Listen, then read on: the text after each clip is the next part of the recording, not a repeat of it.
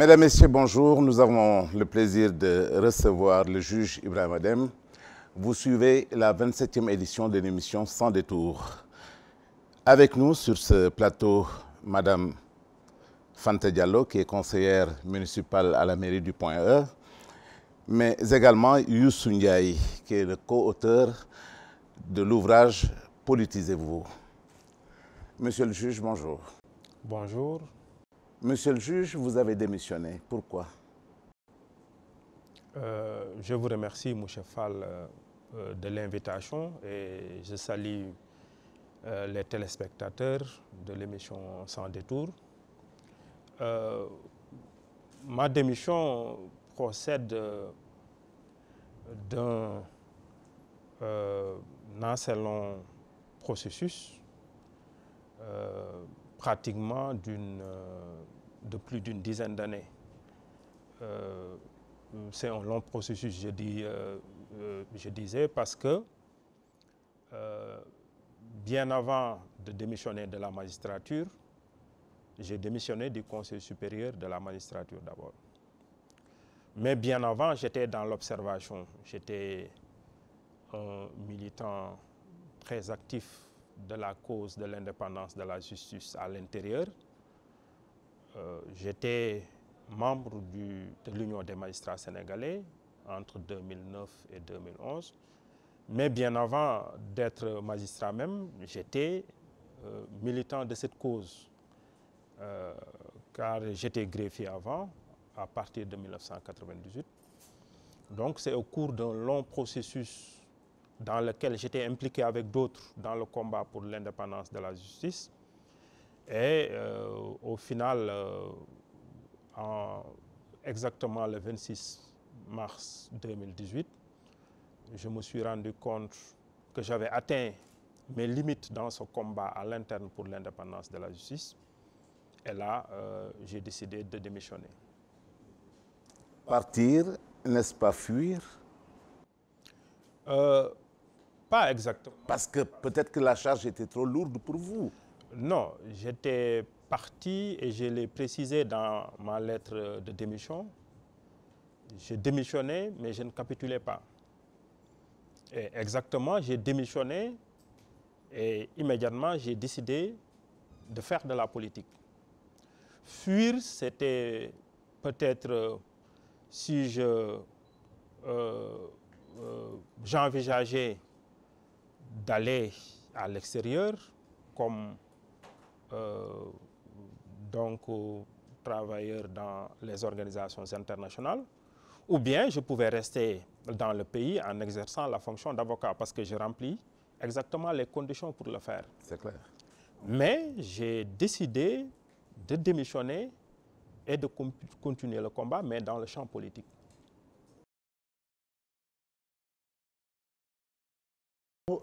Alors, M. Dème, avant de quitter définitivement vos fonctions de magistrat, vous aviez déjà démissionné du Conseil supérieur de la magistrature en écrivant une lettre publique pour lancer une alerte. À quoi vous attendiez-vous? Si les Sénégalais se souviennent bien du contenu de cette lettre, je m'étais adressé au peuple sénégalais.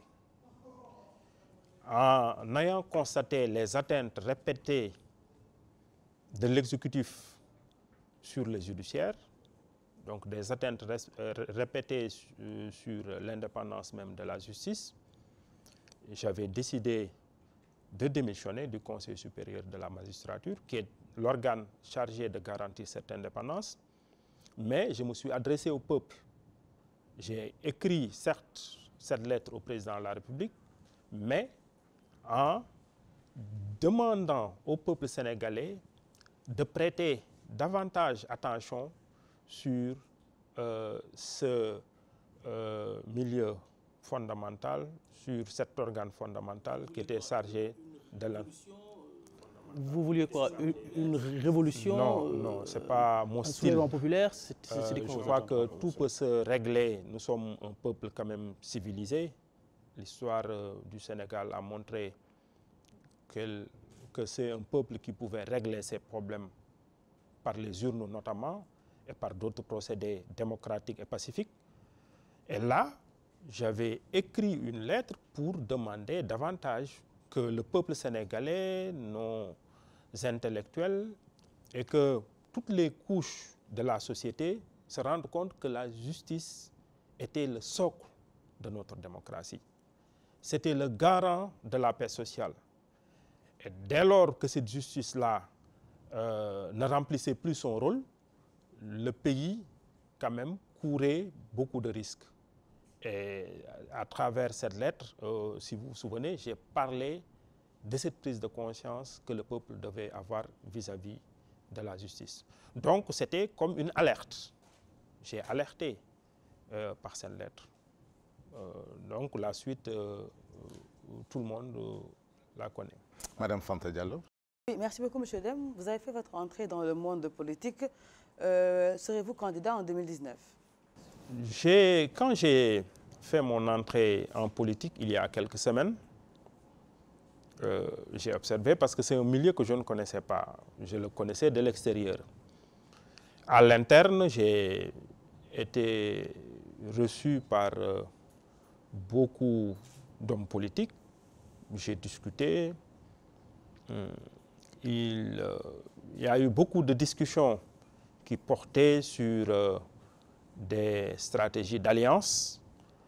J'ai écouté, j'ai beaucoup réfléchi, j'ai parlé avec les personnes avec qui je travaille dans notre mouvement ensemble, et je me suis rendu compte qu'il y avait des difficultés par rapport à beaucoup de possibilités qui s'offraient à nous, ou par rapport aux propositions qu'on nous faisait par rapport aux alliances. J'ai trouvé exactement qu'on nous proposait des alliances pour une candidature. Je me suis rendu compte qu'il était difficile d'avoir des alliances fortes pour des candidatures, du moins dans les pôles dans lesquels j'étais consulté.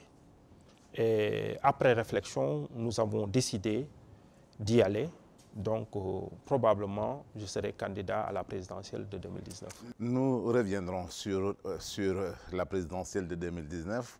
Revenons un peu sur l'indépendance de la justice. Vous avez ouvert peut-être une brèche. Pensez-vous qu'il y a aujourd'hui d'autres magistrats qui pourraient emprunter votre voie? Quitter cette sphère dorée, parce que les magistrats, quand même, c'est des gens qui vivent bien, disons de cette manière-là, qui sont également presque des intouchables dans notre pays. Vous avez ouvert une brèche. Pensez-vous que d'autres pourraient vous suivre dans cette démarche-là? Bon, je ne sais pas, je ne peux pas être dans... Oui, mais dans votre réflexion quand même, vous avez dit que vous avez fait une maturation de presque 10 ans. Dans votre réflexion, peut-être que vous avez échangé avec d'autres. Oui, ce que je peux vous dire, M. Fall, c'est que j'ai constaté un malaise profond dans ce corps qui est un corps d'élite, qui est un corps qui offre pratiquement tout à ses membres, le rang social et bien d'autres avantages. Mais derrière tout ce qu'on voit, qu'on constate comme avantages et autres, il y a un malaise très profond. Un malaise que j'ai partagé avec beaucoup de collègues dans nos bureaux, dans les couloirs, parce qu'il faut remarquer que la magistrature s'est beaucoup rajeunie. Il y a un malaise parce que fondamentalement, beaucoup de ses membres ne voient pas comme fondamental ces avantages que les autres voient de l'extérieur. Ils savent qu'ils ont une mission, et la mission fondamentale, c'est d'œuvrer pour l'indépendance de leur institution. C'est un malaise parce qu'ils se rendent compte qu'ils sont dans ce milieu et ils sont incapables, là où ils sont, d'influer sur la marche des choses et de remplir leur mission constitutionnelle, c'est-à-dire de faire de telle sorte que la justice soit indépendante. Donc c'est ce que j'ai constaté là-bas, c'est ce que j'ai laissé. Et je crois que la plupart sont en train de se battre à l'interne pour changer l'ordre normal, l'ordre des choses. Je souhaite que beaucoup restent. Parce que quand même, il y a des magistrats de grande valeur. Si tout le monde sortait et partait, je crois que nous perdrons beaucoup d'hommes de valeur qui pourraient véritablement œuvrer pour ce milieu qui est fondamental pour notre démocratie.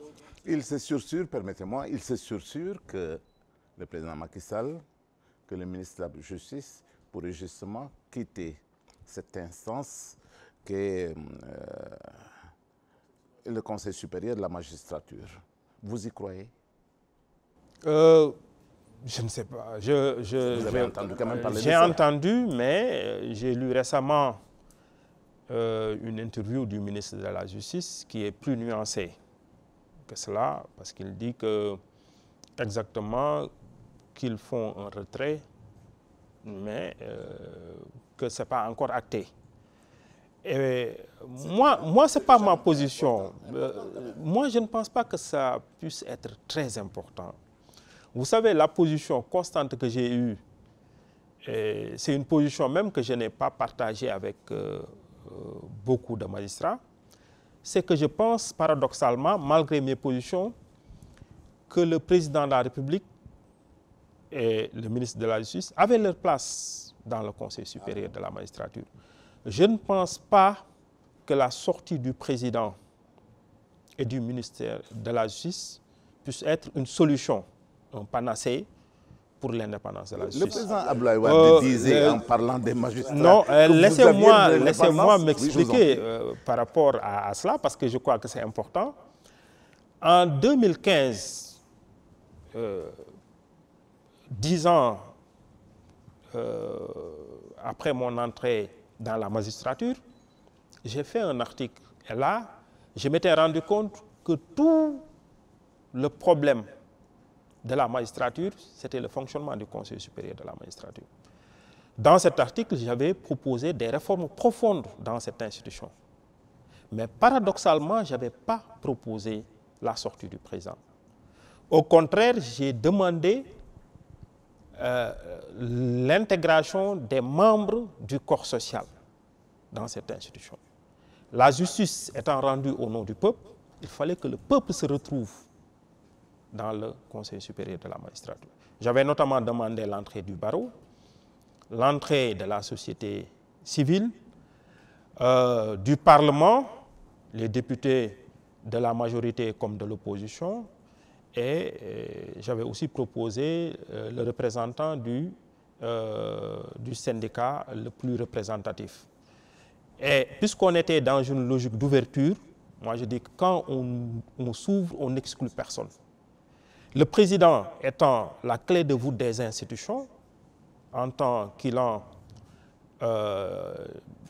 assure le fonctionnement régulier, il ne peut pas être absent de cet organe fondamental. Youssouf Ndiaye. Mais ce qui est paradoxal dans ce que vous dites, c'est que le président de la République, c'est la clé de voûte des institutions, certes, mais c'est la figure centrale, la figure principale du pouvoir exécutif. Et dans une république qui consacre la séparation des pouvoirs, ne trouvez-vous pas que le président de la République qui incarne cet exécutif-là soit au cœur d'un autre pouvoir, qui est le pouvoir judiciaire? Est-ce qu'il ne fait pas tâche? Voilà. Est-ce qu'il ne peut pas gêner ce fonctionnement-là? Vous savez, la réforme qu'on avait proposée, c'est surtout par rapport au fonctionnement, par la composition simplement. Parce qu'on perd de vue, ce n'est pas lié. Parce qu'actuellement, le problème qu'il y a, c'est les propositions de nomination émanent de l'exécutif. C'est le ministre de la Justice, d'ailleurs, qui fait les propositions. Vous savez, jusqu'à présent, moi, j'étais membre du Conseil supérieur, Mais le président n'a qu'un rôle symbolique. Il faut le dire, il faut le souligner. Et quand on réforme, oui, c'est un symbole. C'est les symboles, monsieur. Mais aux États-Unis, le président nomme tous les membres de la Cour suprême. C'est un problème de culture et de fonctionnement. Moi, je pense que si s'il y a une réforme dans le fonctionnement du Conseil supérieur où les propositions de nomination ne sont pas faites par l'exécutif, mais par un organe indépendant, autonome, qui est géré par un magistrat, et dans lequel il y a un fonctionnement des critères qui sont fixés, où il y a de la transparence totale. C'était le cas en France jusqu'à récemment, jusqu'en 2015. On s'est rendu compte que le président de la République pouvait faire partie de cet organe, mais sans y jouer un rôle fondamental, lui et le ministre de la Justice. Je dis et je le répète, quand on est dans une logique d'ouverture, on n'exclut personne. L'exécutif, le législatif, le judiciaire, comme les autres membres du corps social, peuvent tous se retrouver dans cet organe, qui sera un organe donc, qui, par sa composition, la pluralité de ses membres, la diversité de ses membres, pourra véritablement jouer ce rôle-là de garant de l'indépendance de la justice.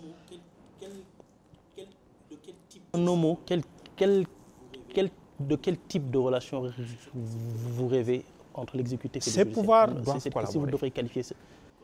Aucun pouvoir ne doit influer sur un autre. Ce que je souligne, je crois, c'est important. Si le président sortait du Conseil supérieur, à qui reviendraient les propositions de nomination? On nous dit que ce sera au premier président de la Cour suprême. On a parlé de cette éventualité au sein de l'Union des magistrats sénégalais, et moi j'avais souligné que ce serait pire. Ce serait pire, ce serait le système de parrainage. C'est une défiance? Non, ce n'est pas une défiance. Parce qu'il faut aussi se dire que la justice n'appartient pas qu'aux seuls magistrats. Il faut le souligner. La justice est rendue au nom du peuple. Au fronton de toute décision de justice, on dit au nom du peuple sénégalais. Il ne faut pas que la justice soit seulement gérée par les magistrats. Moi, je crois que toute réforme qu'on envisagera doit intégrer les représentants du peuple. Il n'est pas aussi inutile que les membres de l'exécutif continuent, parce que c'est important que tous, quand même, se sentent concernés par la justice. D'ailleurs, vous serez étonnés, dans quelques mois, quand les différents candidats à la présidence de la République parleront de leur programme, que tous les candidats parlent de l'indépendance de la justice, parce que c'est une grande problématique. Et je pense qu'un président de la République peut, comme dans d'autres pays, être là, avoir un rôle symbolique et voir cet organe fonctionner de manière satisfaisante. Nous allons passer à un autre thème, parce que de l'indépendance de la justice, il y a encore beaucoup à dire, mais le temps nous est compté. Nous allons parler, et vous, Fantenia vous a déjà questionné, sur la présidentielle de 2019. Vous avez dit « je serai candidat ». Vous serez candidat pour quoi faire? Je serai candidat pour être un peu logique avec ma démarche.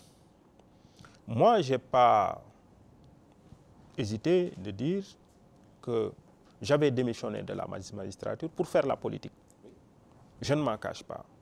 Parce que j'estime qu'il y avait des problèmes que j'ai observés. Et tout à l'heure, quand je suis venu, on m'a offert l'ouvrage « Politisez-vous », que je n'avais pas encore lu, mais j'avais suivi véritablement ces jeunes Sénégalais qui parlaient de l'implication des Sénégalais, des élites notamment, dans la politique. Et vous savez, l'engagement politique, son but, c'est véritablement la conquête du pouvoir. Pour être logique, je m'engage en politique, je vais pour conquérir le pouvoir. Je ne m'en cache pas et je vais aller jusqu'au sommet, c'est-à-dire la présidence de la République. Oui, merci beaucoup. Donc, vous parlez énormément de réformes depuis tout à l'heure et vous voulez ratisser large en intégrant le plus toutes les entités qui composent ce pays. Mais ne pensez-vous pas que ces entités-là, que ce soit la société civile, les partis politiques, sont aussi malades que la magistrature? Bon, je n'aurai pas ce jugement aussi pessimiste. Ce sera peut-être l'une de vos questions par rapport à votre ambition d'être président de la République. Oui, vous savez, notre société, il y a beaucoup de milieux de notre société qui sont à bout de souffle, hein, qui ont besoin d'une réforme, d'une autre vision, de renouvellement en quelque sorte. Partout, on a besoin de renouvellement. Partout, on a besoin d'air frais. Et je me dis qu'il faudra être très exigeant, très regardant avec tout ce qu'il y a dans notre monde. Vous savez, ce sont les hommes politiques, ceux qui sont aux commandes, ceux qui font des décisions, qui inspirent les politiques publiques. Et les décennies de politique politicienne ont quand même eu des effets pervers dans beaucoup de pans de notre société. Je crois que c'est là où il faudra insister pour que davantage de personnes de bonne volonté qui aiment véritablement leur pays s'impliquent. Moi, après ma démission du Conseil supérieur, quand j'intervenais en disant que j'entre en politique, j'ai invité en même temps les membres du corps social, ceux qui hésitent, ceux qui sont là, comme vous l'avez fait, à s'impliquer davantage, que ce soit... certains peuvent penser qu'ils sont plus à l'aise dans la société civile, d'autres comme journalistes et d'autres milieux d'influence. Je crois que les jeunes, que les personnes de bonne foi doivent s'impliquer, doivent investir ces milieux d'influence pour qu'il y ait des changements radicaux dans pratiquement tous les secteurs. Que reprochez-vous à Macky Sall?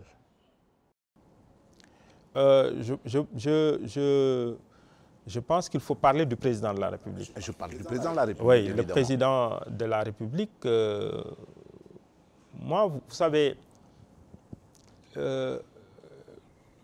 comme tout Sénégalais, j'avais suivi, j'étais très intéressé par les promesses, le programme. Et puisque j'étais du milieu judiciaire, dans le programme Macky 2012, là où on parlait de la justice, il y avait un constat très alarmant. C'est le constat que tout le monde fait actuellement. Il avait lui-même fait justice instrumentalisée, qui était incapable de fonctionner de manière indépendante. Et justement, ce qui m'avait surtout intéressé, il avait dit il fallait impérativement réformer le Conseil supérieur dans sa composition comme dans son fonctionnement. Le constat était là. Je me disais qu'on connaissait les problèmes et véritablement, les solutions préconisées étaient justes. Mais depuis lors, je crois que la situation de la justice ne s'est guère améliorée. D'ailleurs, je pense même que c'est le contraire. La justice ne s'est pas portée mieux. Et je me dis que les hommes politiques ne doivent pas penser que les promesses sont faites pour gagner des élections.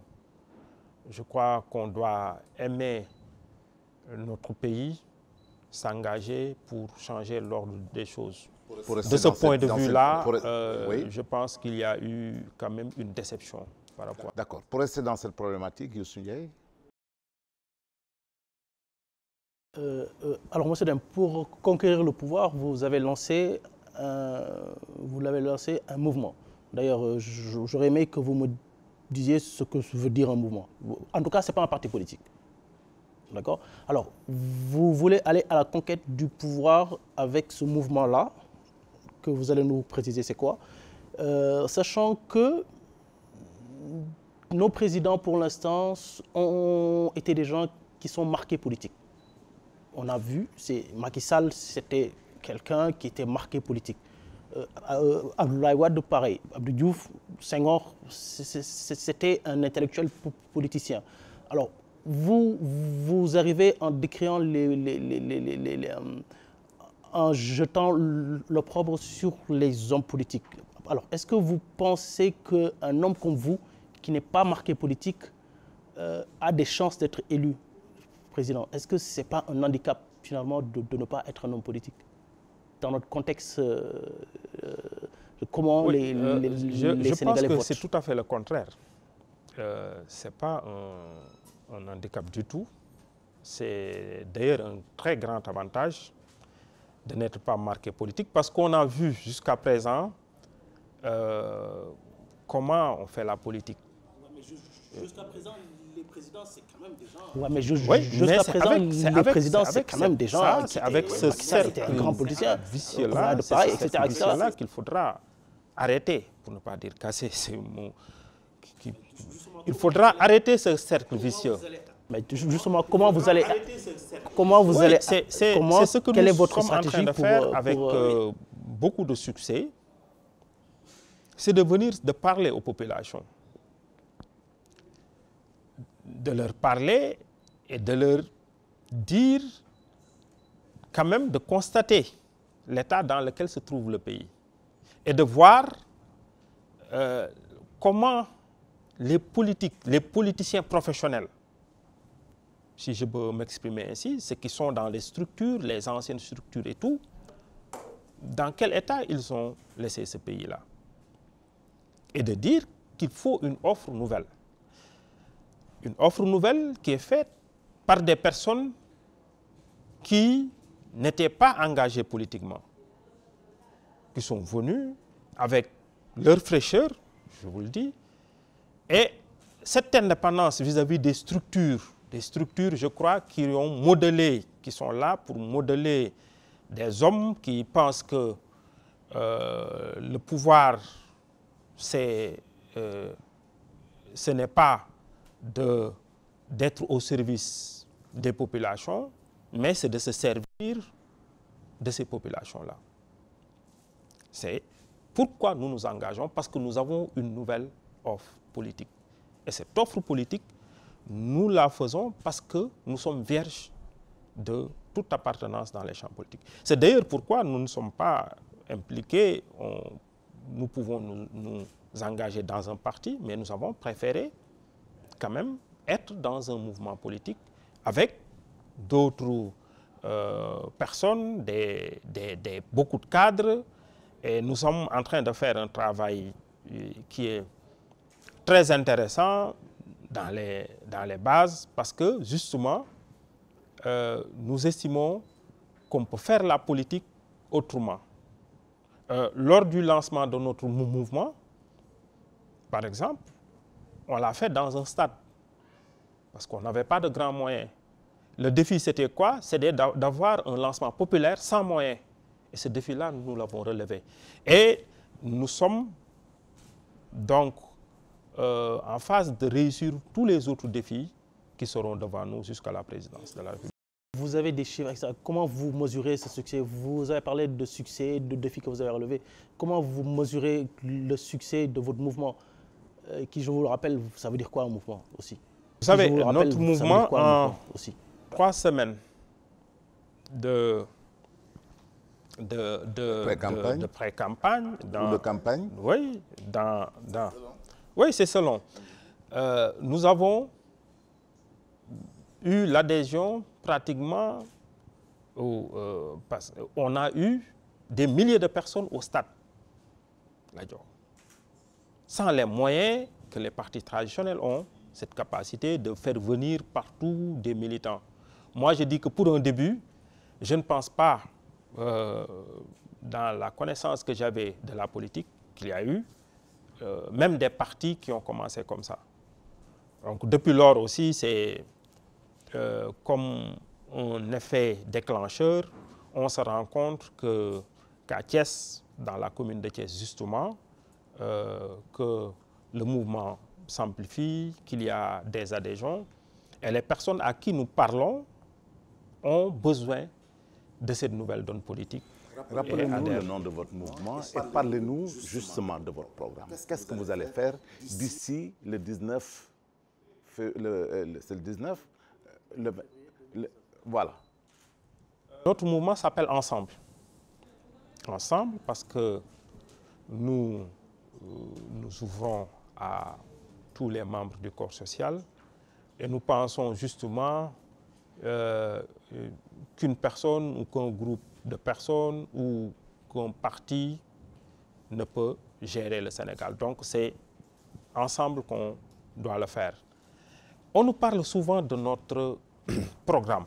Moi, je dis que par rapport au programme, il faut parfois faire preuve d'humilité et de pragmatisme.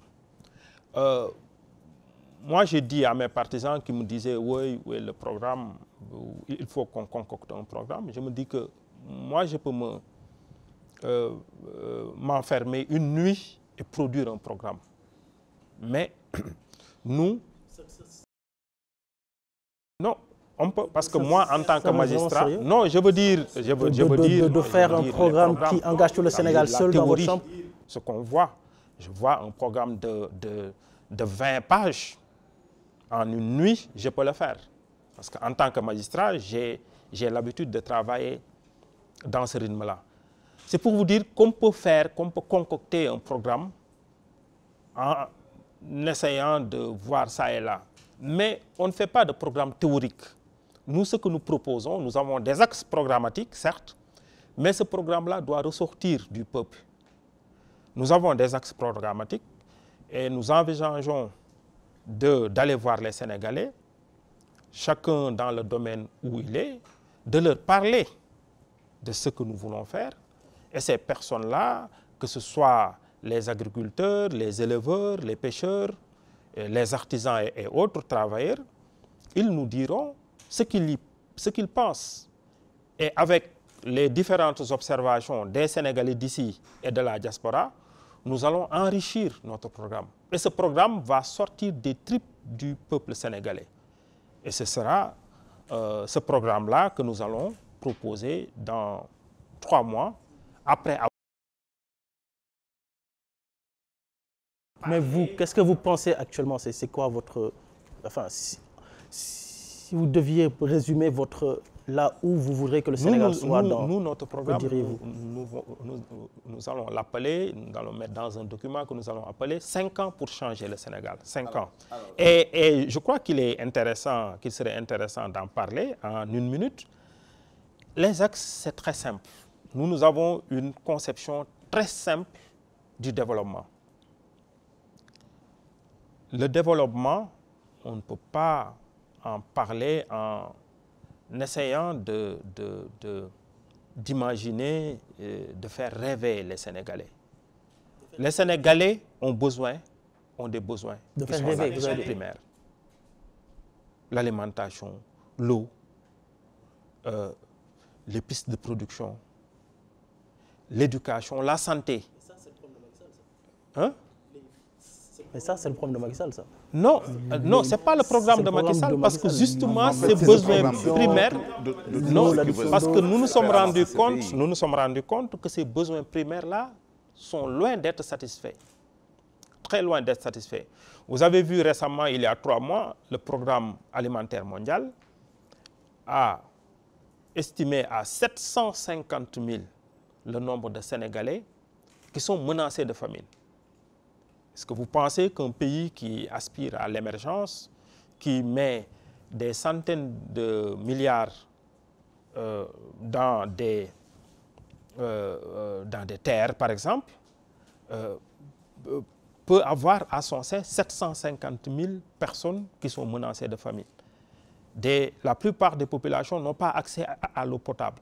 Donc nous allons revenir aux fondamentaux. Nous allons commencer par le commencement. Les fondamentaux, régler ces problèmes basiques des populations d'abord, avant d'envisager les autres axes du développement. Alors, s'il vous plaît, vous suivez donc, mesdames, messieurs, sans détour, et nous recevons le juge Ibrahima Dème. Je pense que nous sommes dans le feu de la présidentielle de 2019 et je vais laisser le soin à Madame Fantendiaï, oui. Merci beaucoup. Donc, comme vous le dites, nous sommes en plein dans les perspectives des élections présidentielles. Donc, monsieur le juge, une frange de la population dit France dégage. France dégage. Qu'en pensez-vous?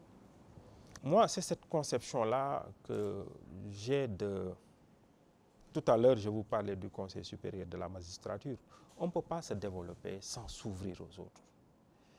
Il ne faut pas avoir cette conception radicale de tout. France dégage, tel dégage. Moi, je pense que s'il y a des extrémistes dans leur pays qui disent aux immigrés dégagez, nous devons faire comme nous devons faire. Privilégier les nationaux. Privilégier nos nationaux. C'est comme ça qu'ils font. Mais accueillir aussi les autres, que ce soit la France, la Turquie, je pense qu'il y a d'autres pays qui sont présents ici, à part la France, la Turquie, la Chine et tout. Ils sont là et je crois qu'on doit collaborer. On doit redéfinir véritablement les relations, que ce ne soit pas des relations de domination où ces pays-là viennent imposer leur manière de faire et véritablement tenir toute notre économie. Les opérateurs privés qui sont là ont leur place. L'État doit leur donner davantage de place. Mais je ne suis pas dans cette conception radicale où les gens parlent de dégage. Moi, c'est... Que pensez-vous de l'endettement actuel du Sénégal? L'endettement, on l'a vu, c'est un endettement excessif. Notre pays est pauvre et extrêmement endetté. Nous avons pratiquement dépassé très largement les taux qui étaient les taux normaux d'endettement. Je pense que ce pays-là s'endette beaucoup pour des projets qui sont parfois, je ne dirais pas inutiles, mais qui ne sont pas vitaux. On s'endette pour que les autres générations payent. Il faudra faire très attention. Si on doit s'endetter, c'est pour des projets vitaux, mais pas pour véritablement les projets qu'on a vus ici qui engloutissent des centaines de milliards sans que véritablement les populations n'y voient leur compte. Alors, vous remettez peut-être en cause donc la démarche du PSE d'une certaine manière, parce que tout est axé sur des programmes tels que le PUDC, le Promoville, Puma, etc. et autres, qui aujourd'hui, à la lumière des évaluations qui sont faites, ont un impact quand même assez positif sur les populations. Mouché Fall, moi je ne suis pas un nihiliste.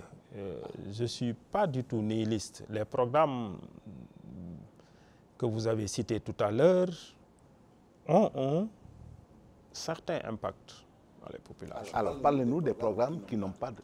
Non, je dois d'abord reconnaître que ces programmes ont un impact, parce que je ne suis pas un nihiliste. Nous avons un pays où, véritablement, l'administration, nous avons une administration qui est là, qui travaille, nous avons d'excellents cadres. Mais le problème dans ces programmes-là, c'est que ce sont des programmes qui sont politisés. Et quand la politique entre dans un programme, la politique pollue ces programmes. C'est malheureusement ça. Ce sont des programmes qui ont été bien conçus. Le PSE n'est pas mauvais en soi. Mais c'est de politiser, d'avoir une vision électoraliste, en tout de dire qu'avant l'élection, il me faut un TR pour montrer aux Sénégalais qu'on a fait aussi un grand programme. Ce n'est pas cela. Il faut avoir des programmes qui sont au service des besoins vitaux des populations. Le TER, pour rappeler à nos téléspectateurs, c'est le train à grande vitesse. Oui, le train express régional. Alors, qui n'est pas une bonne chose selon vous? Moi, je vais poser la question à contrario. Oui. S'il n'y avait pas le TER, est-ce que les Sénégalais, les Dakarois, n'allaient pas donc circuler? Est-ce que les Sénégalais n'allaient pas circuler? Est-ce que les Sénégalais qui empruntent l'autoroute à péage ne vont pas le faire? Donc, c'est un programme qu'on pouvait faire dans quelques années, après avoir réglé les problèmes vitaux des populations. Parce que quand on gouverne, il faut des priorités. Moi, je pense que le problème actuel de ce gouvernement, c'est de gérer les priorités. On ne gère pas les priorités. Alors, vous avez dit plusieurs fois les problèmes vitaux, les problèmes vitaux, les problèmes vitaux. Alors, lorsqu'on gouverne, il y a une tension permanente entre ces problèmes-là urgents et les problèmes essentiels. Les problèmes essentiels, c'est ce qui vous a conduit à démissionner, par exemple. C'est une justice qui n'est plus indépendante, c'est une justice qui n'est plus rendue au nom du peuple, etc. etc. Et moi, j'ai l'impression que vous avez un focus un peu trop important sur les problèmes vitaux. Vous l'avez dit au moins trois ou quatre fois. Et les problèmes essentiels, les institutions, la démocratie. Tout à l'heure, je parlais d'économie. Comment vous vous positionnez dessus? C'est pourquoi je parlais de problèmes vitaux. Je parlais d'économie et de social. J'ai commencé par la démocratie, par les institutions. Vous savez, si on me connaît un peu, c'est parce que c'est ce combat-là pour les institutions. Et je pense que pour ce problème-là, il faut être très simple. Il y a les assises nationales qui sont là, qui ont rendu leurs conclusions. Il y a d'autre part la CNRI qui est là, qui a fait des propositions pour la réforme des institutions. Ces documents-là n'ont pas été exploités malheureusement parce que ce sont des propositions qui sont sorties des différents membres du corps social, donc qui sont sorties du peuple sénégalais. Nous n'avons pas besoin d'aller réinventer la roue. Si nous sommes demain, en 2019, en responsabilité, moi je crois que nous allons reprendre les conclusions et des assises nationales et de la CNRI pour en faire véritablement des outils de réforme des institutions pour que le Sénégal véritablement retrouve son... La question qui fâche, c'est le parrainage. Quelle lecture faites-vous du parrainage? Moi, le parrainage, j'ai une appréciation qui est un peu mitigée.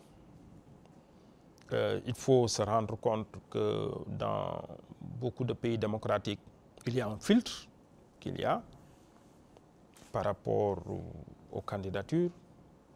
Et je pense que celui qui veut briguer le suffrage universel est la plus haute station qui est celle de la présidence de la République, doit au moins avoir montré qu'il a un soutien populaire. De ce point de vue-là, le parrainage peut être véritablement soutenable. Maintenant, nous savons qu'il y a des arrière-pensées politiciennes. Le parrainage tel qu'il est conçu, on soupçonne qu'il puisse être un instrument pour empêcher certaines personnes d'être candidats. de ce point de vue-là, c'est l'utilisation donc aux politiciens de cet instrument qui peut servir pour la démocratie. Donc c'est de ce point de vue-là que je trouve que c'est assez mitigé. Moi, je trouve que le parrainage peut être bon en soi, mais c'est son utilisation qui doit être démocratique. S'il y a cette utilisation démocratique, je crois que ça ne pose pas problème. Finalement, et le chiffre, le nombre de parrainages de 52 000 à 65 000. Passé de 1% à 0,8. Pour vous, moi, je trouve que c'est raisonnable. Est-ce raisonnable ou c'est excessif ou c'est peu? C'est raisonnable. Ah bon? Celui qui veut briguer la présidence de la République doit au moins... Vous pensez que vous aurez 52 000 parrainages? S'il était permis de l'avoir dans une commune, je l'aurais eu dans la commune de Thiès. Alors, cela m'amène à vous dire, vous êtes quasiment né le 26 mars, parce que c'est la date de votre démission. Vous êtes entré en politique. La présidentielle se tiendra au mois de février 2019. Ne pensez-vous pas véritablement, Ibrahima Dème, que vous avez du retard sur les candidats qui sont là depuis une dizaine d'années, voire plus?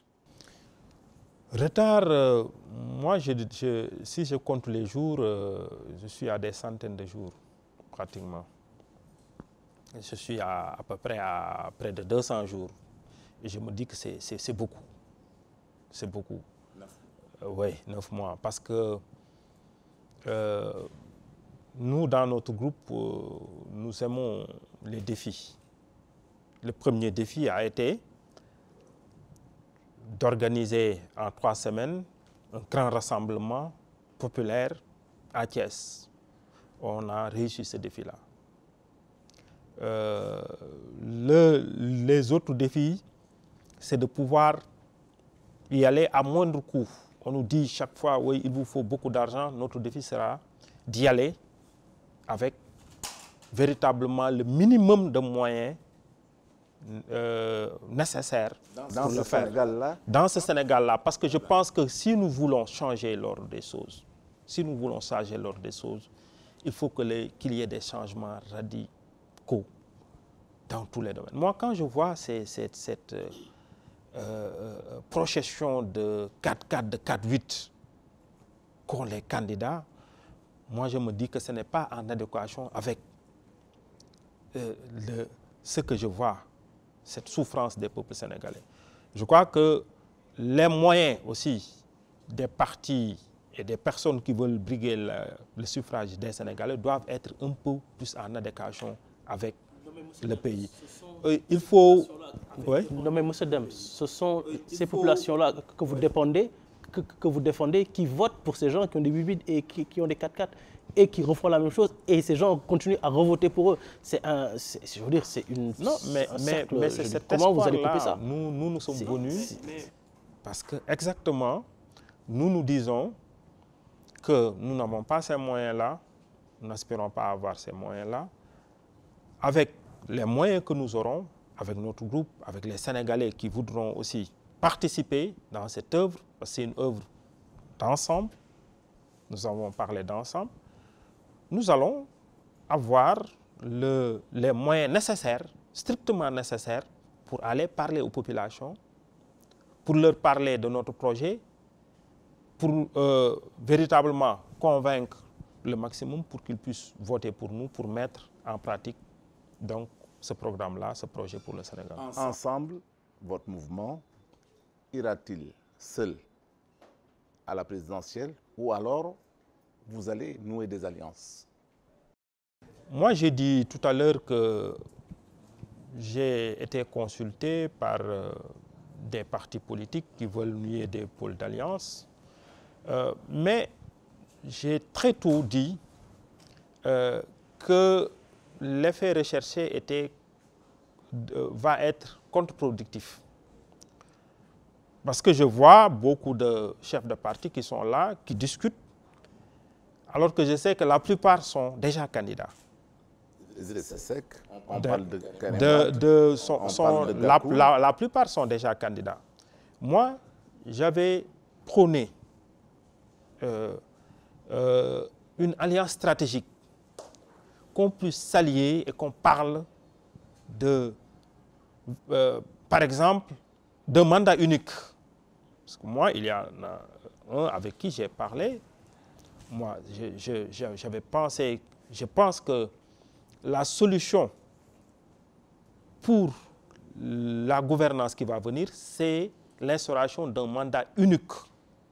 Un président qui viendra, qui sera en mission pour 5 ans et qui ne pensera pas à la réélection. 5 ans. Imaginez-vous. 5 ans, 5 ans, c'est beaucoup. C'est beaucoup. 5 ans, c'est combien de jours?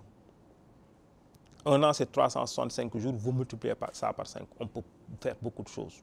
Pour 1800, moi, chaque jour, 1800 jours. 1800 jours, si chaque jour, on essaie de faire quelque chose, je crois qu'on aura beaucoup de temps pour changer l'ordre des choses. En 6 mois, on peut changer l'ordre des choses. On n'a pas besoin. 5 ans, c'est pour consolider ces changements-là. Et vous voyez, si nous sommes dans cette logique-là, dans cette logique d'œuvrer pour un véritable changement, pour un mandat unique, je pense qu'on n'aura pas le temps de faire de la politique politicienne. Le président qui sera là sera en mission pour 5 ans, parce qu'il ne pensera pas à sa réélection. Et vous savez, si jamais il y a une autre alternance, laissez-moi finir parce que c'est intéressant. Si nous avons une autre alternance à 2019, si on dissout l'Assemblée nationale, on aura l'occasion de coupler les élections législatives et locales, de faire toutes les élections en 2019 et de rester, pour une fois au Sénégal depuis très longtemps, 5 ans sans élection. Et d'avoir un président qui sera là pour une mission, 5 ans sans faire la politique politicienne. Et je pense qu'on aura peut-être enfin un président qui va penser à travailler, à développer le Sénégal. Je crois que cette occasion-là ne sera pas ratée par nos concitoyens. Mesdames et messieurs, c'est la fin de ce rendez-vous sans détour. Nous avons reçu le juge Ibrahima Dème qui dirige donc le mouvement Ensemble. Nous étions en compagnie de Madame Fanta Diallo, qui est conseillère municipale à la mairie du Point E, et également Youssou Ndiaye, co-auteur de l'ouvrage Politisez-vous, qui est également chef d'entreprise. Rendez-vous prochainement. Merci d'avoir suivi.